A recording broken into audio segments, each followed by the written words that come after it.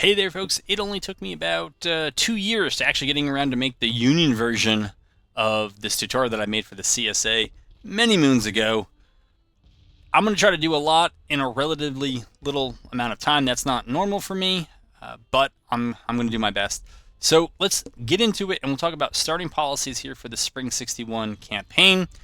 The ones I really like: Kansas Free State is very good. My favorite is Breadbasket, and my third, I would say, is probably Union Pacific Railroad. You could sub out either Union Pacific. You could sub out Union Pacific for industrialization. I would not take both Union Pacific and industrialization. I would take one or the other. And support abolitionism could certainly stand in for Kansas Free State, but for reasons I'll touch on very briefly in here, Breadbasket brings along a great kind of late game closer. In terms of difficulty, I've broken mine through too many attempts at modding, so I don't have any other options. Probably mediocre might be where you want to start. Maybe something a little bit less, but not. I wouldn't go harder or too much easier than that. I would turn order delays on. I would turn auto manage off, and then I would go ahead and get started. So it might be a good idea to kind of start with where we need to end. And you win this campaign when you drive their national morale below 25 before the same happens to you. How you do that, well, there are a number of different ways. Some of the primary ways you'll notice is through conquering CSA territory. This lowers support, and these two affect one another. They kind of pull each other towards one another. So as support goes down, it drags morale down with it. Inflicting casualties will also have a support cost, and so as that happens, it drags morale down with it. Winning battles, depending on whether they're minor victories or major victories, will also drag down morale. Conversely, winning battles can improve it. And another way is to kind of force the CSA to undertake policies that are going to reduce either their national morale or their support, or both. At the risk of being a bit too brief, but this is a tutorial that is meant for folks who have kind of never done this before and they just want to get some sense as to what to do. You're looking to work for more money and more manpower, and the rest of this tutorial largely covers how you go about increasing manpower and money, and a little bit about what you do with the manpower that you raise. All right, so up first, and pay attention to these different icons up here at the top, not the ones at the very top, but the ones below it. And so I'm going to talk about policies and acts first. And it's complicated, but try to stay along. Policies and acts show up at the same time. For the most part, or for all the part, policies are in a straight line, and they're under one of these titles: funding, agriculture, industry, military, and diplomacy. You are limited by the game in the number of policies you can take. Ignore this. I think 10 is actually what you get in vanilla. I've modified this game, so certain stuff shows through you're not going to see. But you're going to have only 10 policies you can take the entire time, so you need to keep that in mind. Furthermore, the policies are locked behind chapters. So in the Spring 61 campaign, you actually start a game in garbage time, right? If you know sports, a lot of times garbage time comes at the end. Well, this actually starts with garbage time that goes for almost 2 months until just about mid-April 61. And so you have a little bit of time to get a head start on your research. Once the war actually begins in that mid-April, then Chapter 2 unlocks. After that, though, in order to get to Chapter 3, it starts, I believe, on November 1st or very close to it of 1862. So it's a ways off. And then after that, I don't know that I've actually ever got to Chapter 4, but I think it's after the 64 election. So, I mean, that's there if that ever happens. So policies happen in a straight line, and they are locked by time. For the policies you research, so you do government funding 1, it's going to, usually researching the policy itself doesn't do much, but what it does do, to be clear, so for a funding policy, what it does is it increases the total amount. So if I max at 100% of my economy subsidies 5 million, What it does is it increases this amount, I think it's to 10 million or 12 million in the vanilla game, so that if you stay at 100% subsidy and you don't change this slider, you're able to put a lot more into subsidies, and we're going to talk about what those go for next. But I want to kind of start with what you actually are getting with these policies. So you have a greater potential for subsidies in those areas, and then you use those subsidies for other things. And it will then unlock policies, or I'm sorry, it unlocks acts below it. So you see the Tariff Act, Print Notes 1, Print Notes 2, they're locked behind Government Funding 1, and in the case of Print Notes 2, which is an act, it's also locked behind the act that's Print Notes 1. So that is the basics of policies. So if you count the policies that open up at least through chapter 3, there are far more than 10, which means in the vanilla game you cannot get all of them, and so you have to make some choice about what you want. You also have to make some sort of educated guess. It's really hard to do not having done this before, but you'll have some time to do it as you move from 61 to 62 about how long you think this campaign might go. In terms of sequencing and other things, you actually don't need, I'm going to talk about acts shortly. You don't need military 1 for these two acts, or even for this one here. Right? This is coming up very soon here in April. But you do need military 1 if you want to do letters of marque. So while you're in garbage time, and we'll give you an estimate based on your current support. So you can see those are our support numbers. The research time is a factor of how much support you have. More support is shorter research time. And then there is a project you can take, which also reduces research time. I don't recommend it, but we're not on to that part yet. What I think is probably a decent way to start while you're in garbage time is to think about doing Government Funding 1. And that will take you to kind of the middle, late March, and then try to do Military 1. Likely the war will start when that's going through, and then I would start talking about acts, but I'm not going to do that yet. With respect to long-term or longer-term planning, besides the outbreak of the war, I think Military 1 is definitely one you're going to take. Military 2 is one you're going to want to take. Government Funding 2 is very important. And at that point, there's a bit more flexibility. I think Agriculture 1, all right, so I think the agriculture route is absolutely the way to go. And I was talking about this when I was talking about the pre-war policies. But the reason why I like that is that these policies here, the 3 and 4, they're locked behind you have to take breadbasket. If you don't take breadbasket, you can't do Ag 3 or Ag 4. What you get with that is, yeah, more agricultural subsidies, and we'll talk about what you're going to use that for, but you also get access to this incredible act, right? And this act here, relations with Europe plus 25, plus 10%, that I don't, or plus 10, I don't care about that. But trade potential with Europe plus 25% is huge. Land sales, you're going to lose money, but there's not much money to be had there anyways. And then you can do it again. Right? Even better relations. This also gives you a boost to credit rating. When it says credit rating -1, that's actually an improvement. It doesn't tell you that, but I'm telling you that that is the case. So I like that, and I plan for that. But that means that between the econ and the ag tree, if I'm playing vanilla, 7 of my policies are used up. I do not recommend the industrial policies at all unless you know, either because you didn't take breadbasket or whatever, you're not going to go for these two, and you want to go for Northern Roots. Northern Roots, it's kind of like the very, very poor brother of Feed Europe 1 and Europe 2.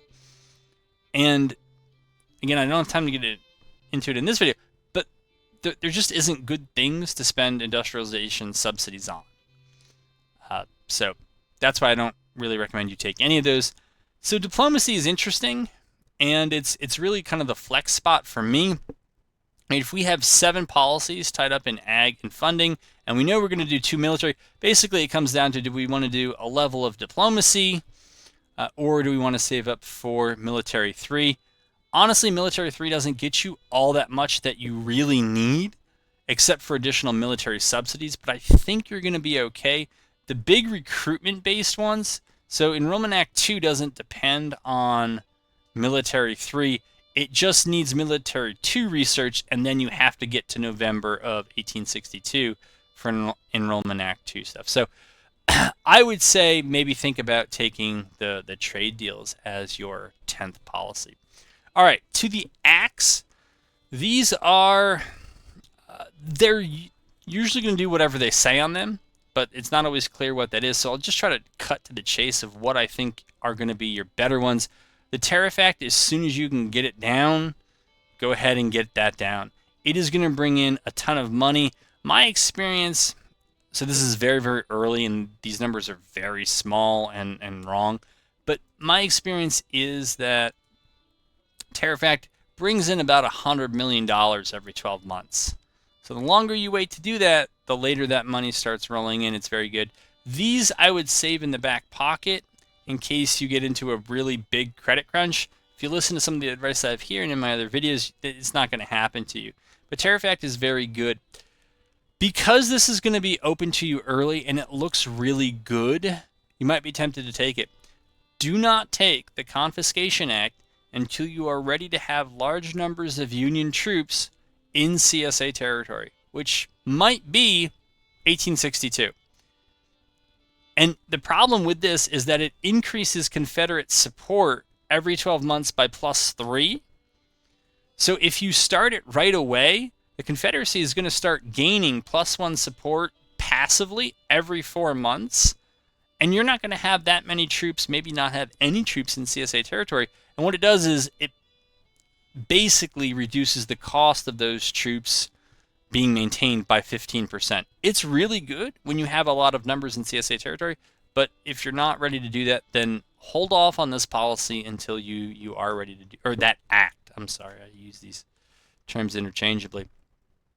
But as soon as the war breaks out and maybe you're done with military 1, you want to go ahead and do these. What these are going to do is they're going to increase the recruitment. Well, they're going to increase the number of volunteers who are willing to be recruited, and also the lengths of recruitment. And they tell you exactly what they are: 3-month, 12-month, 24-month. You can go right to 36 months pretty quickly, right? And you don't have to have any particular policy to do that. That's why they have this weird rectangle around it. But yeah, that's it. And so the longer you have those troops, when their terms run out, some of them will stay on in the brigade or the battalion that you have them in, but others will leave. And if you have higher support, more of them will stay on. But yeah, you might want some folks who are going to be around. I think 24 months is usually where I start recruiting hardcore. I don't really want that many 3-month recruits, so I'll usually just wait until the 12-month ones are ready. Maybe do a few of those and then really pile into recruiting the 24 and 36-month ones. So those are I never take the Regulars Act. Can't recommend it. Legal blockade. Again, I've changed it from what it is in vanilla, so you kind of got to read what it does. I feel like both of these are fairly well balanced and kind of like, if you want to do them, go for them. If you don't take them, I think you'll be all right. But that's what we have on those acts. Military 2 is really important for the acts it will give you. There's no cap on the number of acts, right? As many as you can get because of policies or chapters that have unlocked, you can get. But Enrollment Act is very good. Recruitment bounties is quite good. Again, this is late 62. This will become available to you. That's okay. Emancipation Proclamation is open by that. Right, you can read the rest. If you take my advice and go through the econ tree, the funding tree, I go for this one when other things open up, because Revenue Act, it doesn't look like it's much. 5% tax level. It brings in about $75 to $100 million every 12 months. It's no joke.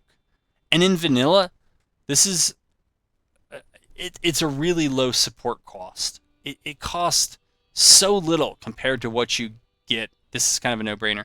War bonds, I wouldn't take it unless you run into a credit emergency.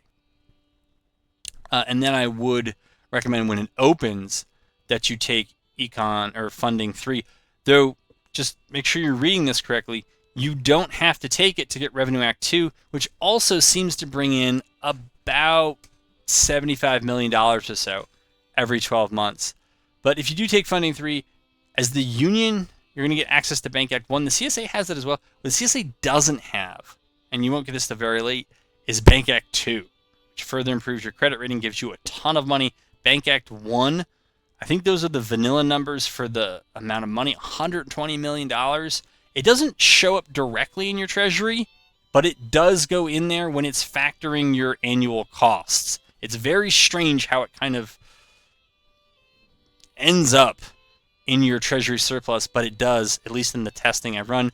And then it also gets you Revenue Act 3, which is, again, about another $75 million or so every 12 months. So those are the acts that I would recommend taking versus the ones I would recommend holding. And I've already talked about these Feed Europe and the agricultural policies. All right, the next step is to take a look at subsidies and projects. All right, subsidies. Remember, subsidies are found in the Finances tab, cleverly under this right-hand column that says Subsidies. So, if you don't mod the game, you have control over the percentage of the subsidy that you want to allocate. With politics, you can't stop. There are like different levels. But when you do it this way, in vanilla, it also unlocks additional policies. So if you wanted to go above the vanilla cap, which again I think is 10, then you would just pay more in politics, which also means if that's the only reason you're doing it, don't do it until you need those policies. But I would recommend going above that even when you don't. This one I would recommend keeping at around 80 to 100%. All right. Politics is also the only subsidy category that, unlike the others, cannot increase its max over time. That's the other thing you can indirectly control by which policies you research. So again, in economy, I would recommend that this is kept at 100% pretty much all the time, unless and until the end of the war is near and you no longer have any good use for it, and then you can probably just drop it to 0. As you go through those funding policies, your max is going to increase. That also is going to mean that your subsidies, it's going to come out as an expense. And I'll show you what you're going to do with that expense. It will make up for itself, but that's what you got to do. Ag, I would max out. There is a really good project for it, really good project. But I don't necessarily argue that you should rush the agricultural policies, right? 3 and 4 are there, but it's for late game. I would focus on the military policies and the funding policies, and then agriculture would probably be my third priority. So keep it maxed out because it's not going to get too much love, I think, in 1861. Industry, counter to what I always thought, that industry was like the most important. All right, military all the way up, and I would say just keep it maxed out through Military 1 and Military 2. At Military 3, you might not have as many good uses. Maybe you do, so I would say pretty much set that and forget that.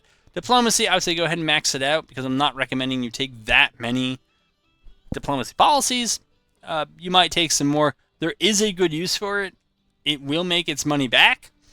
You got to know what projects to take.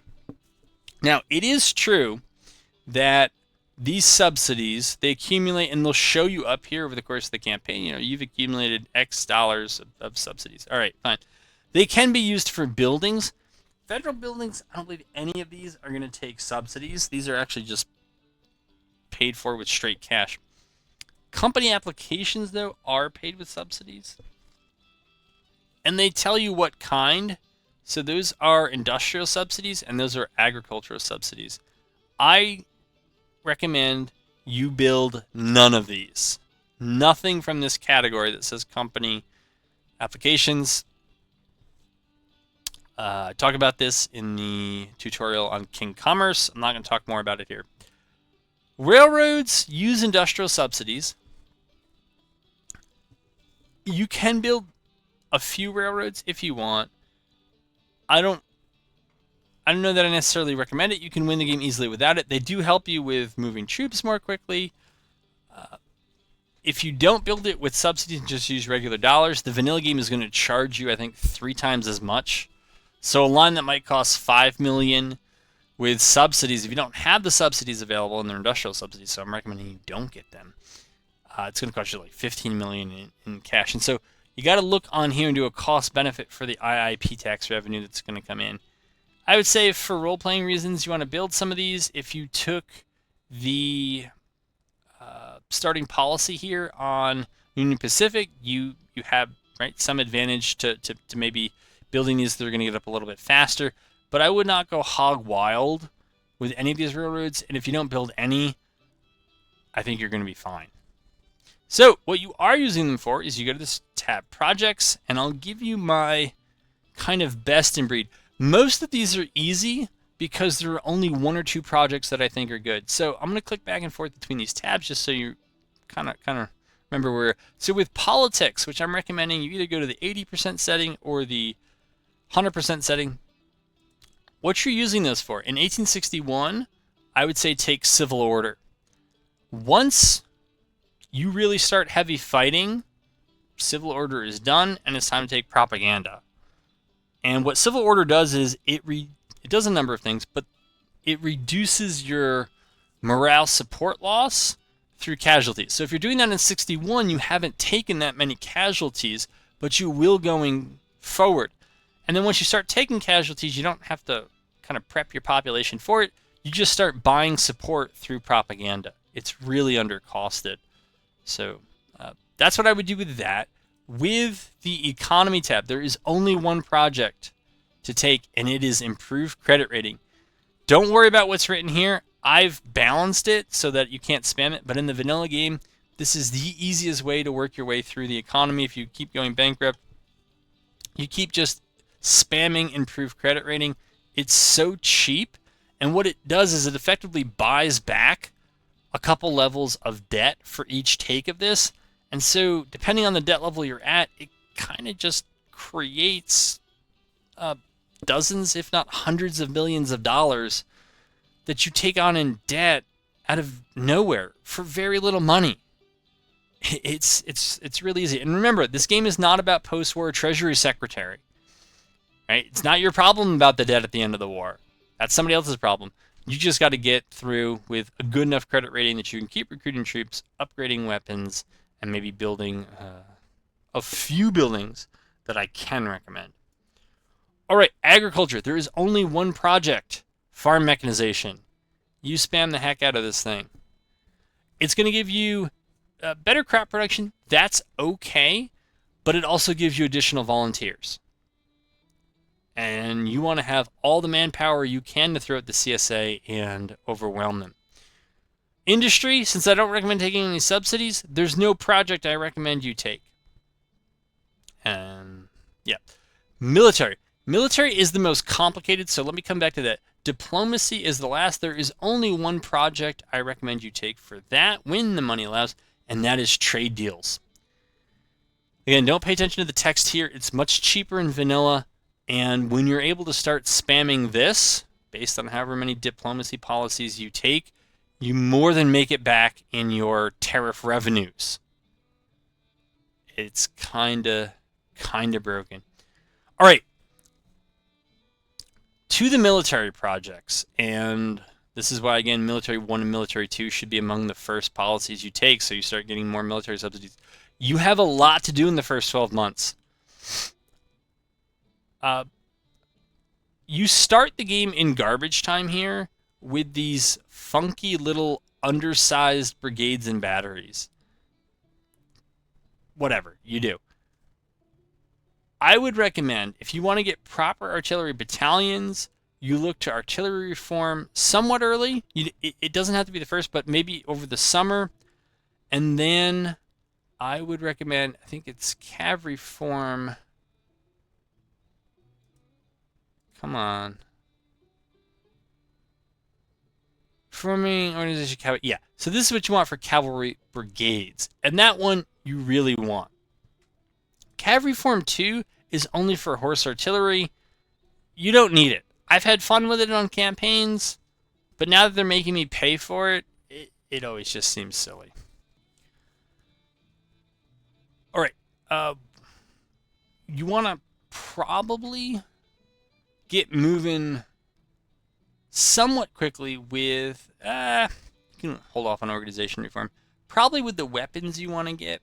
Now, as the Union, you have an advantage, which is known as the Springfield Rifled Musket. This is the bread and butter, whatever you want to call it, the most. It's not basic. It's better than basic, but it's just something that you can mass produce and is quality. So go ahead and get the Springfield rifles. I think that's what you're going to end up equipping a lot of your troops with. I also like, as infantry weapons go, I really like, where is Legacy Rifles here? Legacy Rifles. This is going to give you the Mississippi rifle, and it says the Hawken or the Plains rifle. I think it differs on whether you're the USA or the CSA. Both of those are good, particularly the Mississippi. Good range, good accuracy. I think if you stopped with just the Springfield rifle and the Legacy rifles, you would be fine. If you want to do reboard, okay. Like, it's a kind of a stopgap measure. It's not going to be as good as the Springfields, but it's usually better than mixed muskets or the Springfield muskets. So for infantry, 2 or 3 projects there. Medium range carbines. This is the only thing that cavalry needs. It does not need another project. Don't go with the other, it's just like cav carbines. Don't go with that. You want medium range carbines. With artillery, there are 2 or 3 decent projects. Cast artillery, if you want the 1857 Napoleon 12-pounder, there are other things, but that's why you would take it. Good gun, cheap, easy to mass produce, strongly recommend it. Smoothbores were as common, and there's a debate about whether they were kind of better or worse. Anyways, you could read Hess's book on Civil War field artillery. They're quite good. And then there are 2 rifled gun choices I could recommend. One would be Parrott rifles. It gives you the 10, and then it also gives you 20 and 30 pounders, right? So if you want those for Parrotts, I mean, that gives you, at the 30-pound Parrott level, the fact that they treat those as field guns is impressive. Yeah, you could take that. The other would be rifled artillery. What you want from the rifled artillery is the 3-inch ordnance. If you want them both, then you have to pay for both projects. I think one or another is fine. I'm partial to the Parrott. You do you. Once you've done the projects, what you can do is order the weapons. So you click on military, you go to weapons, and then you click on this. I just keep it simple. Don't worry about the debt or anything like that at the beginning. Whatever you want, max it out, order weapons. Right, we can't do it right now because we haven't done it. But if you've unlocked the ability to produce it, this goes kind of brass, and you click order, and the order starts. And the way the game works now is, I don't have to wait 577 days for my 50,000. They get delivered to me in batches. And so by the end of 577 days, probably going to be the end of your campaign, this order will finish. But medium range carbines, for example, medium range carbines gives you Jocelyn's, Maynard's, and where's the Merrill? The Merrill is the other one. I'm not sure about the musket, the 1847 Muscatoon, but anyways, the Merrill is another one that is currently hiding from me. But that would be that. You can do the same thing for your artillery. In terms of the most important, I would do Springfield rifled muskets first, Legacy rifles second, then I would do medium range carbines, then I would do cast artillery for the Napoleons, and then I would do Parrotts and or the rifled artillery, and then I would do whatever the artillery is. Artillery is I'm not going to say underpowered, but it's probably appropriately powered. And relative to the other two branches, it's not as important. Infantry is still the mainstay, and so you want to get them with decent rifles. I'm not arguing for sharps or other things or foreign weapons. They get very, very expensive, and I'm trying to keep this video short, so I can't really go into all the detail as to why, but I can kind of recommend what I think you ought to do. All right, once you have your weapons projects and reforms done, what artillery reform gives you is your battalions rather than the batteries. There's more pieces per artillery unit, so there's less to manage and it's more together. Once you've done all that, and that might take all of 61, if there's some time left, what you want to do is you want to go for organization reform. What this does, and it's kind of buried, I don't even know if they explain it in here. There is, I think, a vanilla 10% reduction in army upkeep cost. Play the game. This usually is always going to be your largest expense, is army upkeep. And so taking organization reform drives it down 10%, and it's going to enable you to create armies with independent core, or armies with core attached. I mean, you can also create independent core, but it opens up that core structure for larger forces, and it reduces your bill. That may go into 62, but from that point on, there are two projects you want to look at to go back to your main problems: manpower or money. If it's manpower, you want to spam recruitment offices. This is stupid undercosted in vanilla. It should be much more than it is. It isn't. That's not your problem. You take recruitment offices and you get more troops. The other is if you have a money problem and there aren't other ways that you're working to bring it down, you go for logistics reform. Yet again, in-game, the vanilla version of this is ridiculously cheap. I mean, I don't remember. I think it might be $5 million, and it reduces your upkeep costs 5%. But if your army upkeep costs are $300 or $400 million every 12 months, why wouldn't you spend $5 million to bring that down? You're going to make that money back in a few months, and then it's just pure extra money from then on. So you're spamming logistics reforms if army upkeep is weighing heavily on your revenues. Or, I'm sorry, not on your revenues, on your expenses and on your surplus. All right, before I'm leaving this topic of manpower and all the other stuff, I think maybe we should move forward to the actual start of the campaign here. It's worth mentioning that you'll also get more volunteers, and let's see if we can see. Go away. I've clicked off field. Do I only have field garrisons? All right, so here we've started our war. There's a number of volunteers. When you click on the military tab, you get army, slates, officers, weapons, right? And you click on the plus sign. So this would be to add a unit to Kimes Division. And right, so we see we have 6825 that are available from Illinois. Volunteers, drafts might come later. And you can recruit a brigade, and they have one of 3 different sizes and some other stuff. So what happens is that, particularly early on, over time, just about every time a month turns over, the number of volunteers will go up. I mean, there are the other things we've already talked about, going through the militia acts, right, as you go from one to the other. And also, as the union's worth mentioning, if the war comes and you don't have, well, the war almost comes to the Militia Act 1 hasn't been triggered, then you get the Militia Act 1 for free. So it doesn't really make sense to research if you're in garbage time, because you're going to get it for free. So like in this, I just did Military 1, Government Funding 1, got Militia Act 1 for free, and now I think we'll probably move into Militia Act 2.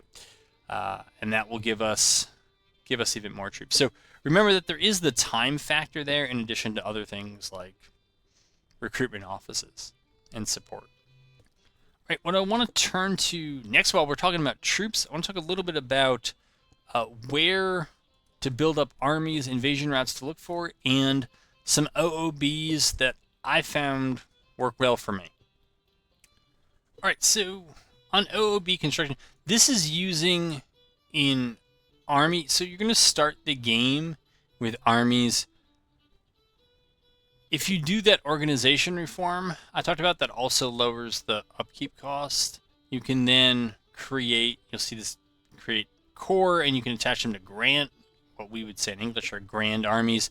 And so there will actually be a 4-star, and so then this 3-star would fall under that.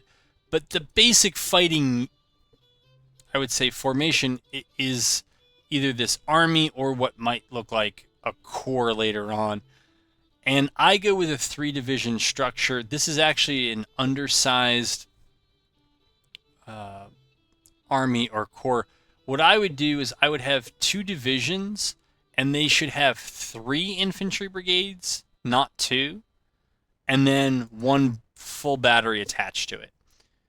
And particularly if you're playing with order delays on, I find that creating independent artillery, really divisions or reserves or whatever it is you want to call them, I don't find it's worth it. The order delays and other things, you need artillery at different points. I find it's usually best to just integrate them with infantry divisions. And so, right, 3 infantry brigades and a battery, and then a cav division, usually with 2 cavalry brigades, once time and money and everything else allows for them. And that usually ends up with an army or a corps of about 20,000. And for most of my larger armies, I'll have 3 to 4 corps per army. So I'm not saying, right, this is very much kind of however you want to do it. I'm not even going to talk about commanders in this video, but basic OOB structure, I generally prefer to keep things relatively simple and yet efficient, and this is a structure that has worked well for me. If you have or you develop something that is different and works for you, that's fine. Go with that. But if you just have no idea where to start, this is how I would structure my 3 divisions within an army or corps. The next part of this is kind of where you're going to build those armies and what you're going to look to do with them. So you can see this is from March 62. It's a different campaign. But there is a kind of eastern push, a central push, and a western push.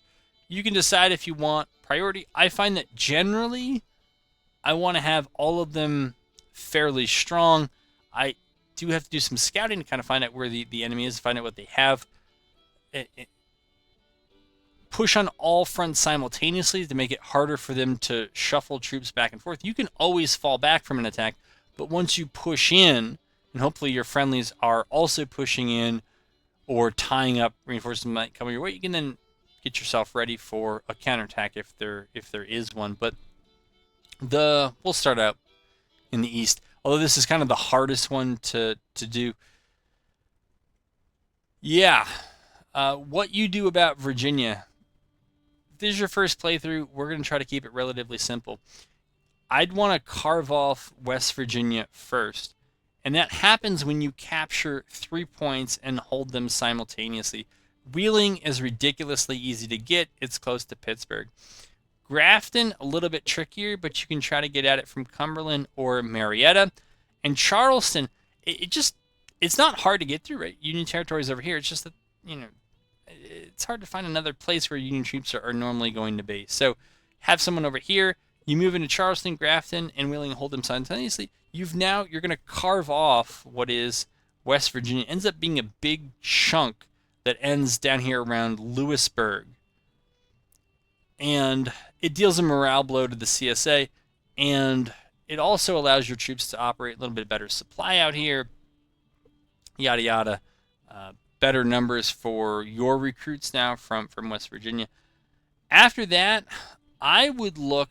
Alexandria is so easy to take from DC. Sometimes the CSA viciously counterattacks and just goes absolutely nuts for Fort Lyon and Fort Whipple. So you can try to bleed them back there. But I find that if you take West Virginia first and you hold Grafton and you're in Cumberland and Frederick, you have Alexandria here. it's really easy to get at Winchester from whatever combination you want of north, come at it from the west, or come at it from the east, and Winchester is hard to hold. And then you can hold a relatively short line right above the Shenandoah Valley over here to Manassas Junction, and you can just shuttle armies back and forth. There's railroads here you can use to move quickly. And there's usually, the CSA starts off with a supply depot here, and in vanilla, the AI rarely will burn down their supply depot, so you can take their supply depot, stock it up with your own stuff, and that will support a push further into Virginia. I just find that pushing down the Shenandoah Valley is such a fool's errand. Because it seems like you always are going to run out of supply, and there's no big reward in this game for doing it. Right? The real big prize is Richmond, Petersburg, and Norfolk. Right? Once you get out of this northern area here, and so that usually means a push over one of these or the other. I'm not going to talk about amphibious attacks at all on this, other than to say don't do them. It's your first playthrough. I don't recommend it. So this is pretty much going to be a head-on one, but it's not complicated, but it's also not easy because frequently the CSA throws a lot of troops over here. All right, in most playthroughs as the Union, you're going to start with Kentucky as yours, and that means that the first push would be to Tennessee. If you don't, if it's rolled so that you don't have Kentucky, you might want to take it. It's easy to do as the Union. You got to have Louisville. Of course, Covington is large as well. But I'm pretty sure if you have Louisville and you've cleared the rest of the CSA out of the state, it flips to you. And once it flips to you, it cannot flip back to the CSA. Even if they entirely eject you from the state. It's weird, whatever. But assuming you have Kentucky, naturally you can get to about here without having to build supply depots, and then you start running out of supply. Your target is going to be Nashville. From Nashville, you can do a lot pushing south and a fair amount pushing west, but it's really, I think, useful for pushing Georgia, Alabama, and Mississippi, at least the northern parts of those states. It takes a long time to get over to Knoxville, and I find that when you take Nashville, the CSA throws forces at you from everywhere. So you got to be prepared for that. While I'm generally going to recommend you don't focus too much on the Navy, I will say that if you get small squadrons of 3 to 4 gunboats, ironclad monitors, other river-going vessels, and you park them at these transit points, there is a debate about this. There's no reason for there to be a debate about this. I've shown this in videos. Without modding, right, that's not what's causing this, is that those fleets will fight armies that try to cross them. The armies have their strength significantly reduced, and so your navies basically cut off those routes over those rivers. So if you want to do it up here, or if you want to do it down here, or you want to work on interdicting forces, let's see, along the Mississippi here at Vicksburg is a good, that right there is a pretty good interdiction route. Up by Memphis, we also have one as well. There's a lot of east-west travel. So if you can put squadrons on those, they will punch above your weight and they will greatly assist the infantry push. From here, I think for the first 12 months, you want to get in there and make sure you're in supply. A lot of times I find I have to build a supply depot right around here to assist the push and the capture in Nashville. The game starts... no, actually, yours won't start with these forts constructed. If you're doing the true spring scenario, these are not. Spring 61 scenario, those are not going to be constructed. All right, and then out west, so the push in Arkansas, Missouri, like Kentucky, usually starts as Union. Sometimes it doesn't. And to take it, if the CSA starts with it, it usually just requires you get St. Louis and eject the CSA from most of the rest of the state. But I think capturing St. Louis usually does it. As CSA, I rarely like to have Missouri, not because it isn't a big state and give a lot of volunteers. It does those things, but it's so easy for the Union to attack. Right? They've been coming from a number of directions: Illinois, Indiana, Kentucky have a lot of troops, in particular Iowa and some of the other northern areas not so much, but they can form armies and they can attack from all these. It's very hard to defend. For whatever reason, as it goes for the Union, I find the easiest route is to push west. And you can make it, there is this supply depot that's natural. You can usually make it to almost Springfield and still be in supply. I find after that, I need to build a supply depot somewhere around here. And that usually supports a buildup and a push to Carrollton. Arkansas doesn't have that many large towns. And then from there, you can either try to build a second supply depot somewhere down. I would never recommend building a supply depot. I think they're around $3 million or so a piece. The price changes depending on location and other things. But you want to push Fort Smith, which also comes with a natural supply depot if the AI doesn't burn it down. You go ahead and take that. And then you can push over to Little Rock. I find that eastern Missouri and Arkansas are just supply deserts and just absolutely unfun to, not unfun, but no fun to try to push.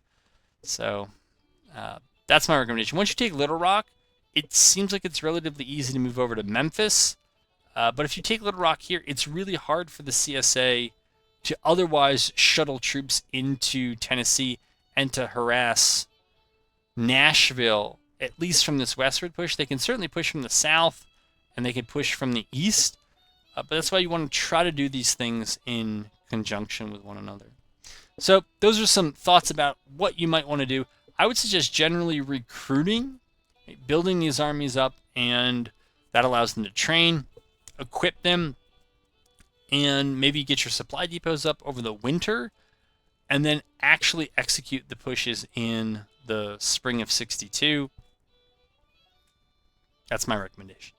All right, so I don't have an army that is ready to do this, but I do want to say something hopefully quickly about perks, because they do matter. And perks basically come at the level of the army. You can't get them at the division level. And sometimes the Grand Army, whoever is in charge of that, they'll also get their own perks. But the Army or Corps, they have their perks. And then let's see if any of their units have... Well, they're all reading that they have no experience, but they may also accumulate enough experience that they can get a perk. So a brigade, a battalion, they can get one perk, and the armies themselves can get up to 3 different ones, depending on what they do. And in vanilla, it's relatively easy to get these up. So at the level of the army or the corps, I think your best perks are going to be skilled cartographers. Part of the reason is that it gives you better intelligence. It also allows you to move faster. I think movement speed is great. It's also really easy to level, and you level just by setting your army to scout. You want to make sure you have cavalry too. So you just click on the army like that.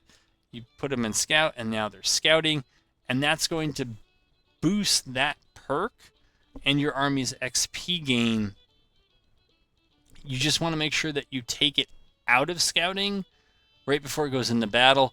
Otherwise, if it enters as reinforcements, it enters with a significant delay. Beyond that one, that army level perk, I like, and it's not this one here, it's Flying Column, which will allow your army to carry more supplies with it, and it also allows it to move more quickly. And so I like that in general. More supplies is better, particularly if you're going to be moving into areas you don't have a lot of supply in. You want to bring more of your own, and that will tide you over till you can get supply depots, or you capture them, or you can forage locally, or whatever. And it levels up by movement. And so I really like making sure that my western armies and my central armies that I think are going to be covering a lot of ground have that. But it's not bad back east either.